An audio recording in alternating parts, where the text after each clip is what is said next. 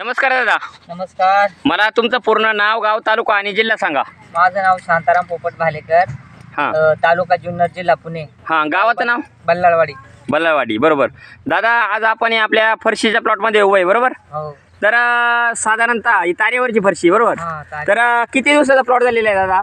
हा आता तसा आहे ना 6 महिन्याचा प्लॉट झालेला आहे. 6 महिन्याचा. सव्वा महिन्याचा प्लॉट झालेला आहे बरोबर. आणि याच्या हे डबल मंचिंग म्हणजे उष्टा बेड आहे. म्हणजे अगोदर आहे ना आपलीच खतं वापरलेली आहेत. हां हां याच्यामध्ये नवीन स्टार्टिंगला आहे ना हां आपलीच हे खतं वापरले 3 बॅगा. हां.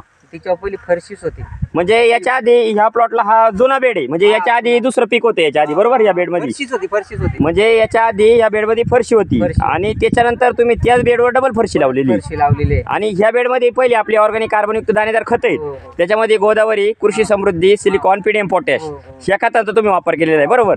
म्हणजे आता साधारणतः हे दुसरं पीक आहे तुमचं याच मल्चिंग बरोबर. लोक म्हणायची फरशी नाही येणार, हा तुम्ही करू नका, पण मी केली. आली व्यवस्थित तशी. बरोबर. म्हणजे तुम्हाला बाकीच्यांनी सल्ला दिला का फरशीवर फरशी येणार नाही पीक बरोबर. आणि त्यासाठी तुम्ही आपले जे ऑर्गॅनिक कार्बनयुक्त दाणेदार खतांसोबत आपली जी स्लरी पण बनवली, स्लरी वापरलेली, त्याच्यामध्ये आपले भू पॉवर प्लस, कार्बो पॉवर आणि काया फालट याचा वापर केलेला आहे. म्हणजे गोड ताक, अंडे वगैरे ते टाकून तुम्ही स्लरी बनवलेली.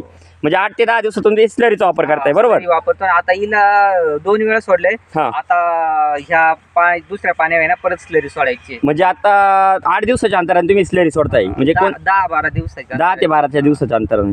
बरं दादा, मला एक सांगा, तुम्ही ज्यावेळेस आता ही खतं आणि औषधं वापरल्याच्या नंतर आहे ना याचे तुम्हाला काय काय रिझल्ट जाणवलेले आहेत म्हणजे प्लॉट मध्ये? ना म्हणजे हिरवळपणा आणि जे मुळे असते ना, मुळे लॉक होत नाही. आणि पांढरी मुळे जर पाहिली ना तर एकदम, आणि बेडला जर आता पाहिलं ना दादा प्रत्यक्षात तर भरपूर आहे बघा ना, पूर्ण बुजबुशीत बेड आहे. खाली माती जर पाहिली ना पूर्ण बुजबुशीत पण आहे. काय झालं, सगळं ऑर्गॅनिक आल्यामुळे ना जमिनीचा पोत चांगला राहतोय बरोबर. म्हणजे पूर्ण तुम्ही खते ऑर्गॅनिक भरलेली आणि स्लऱ्या वगैरे ते सगळं तुमचं ऑर्गॅनिक मध्ये चालू आहे बरोबर.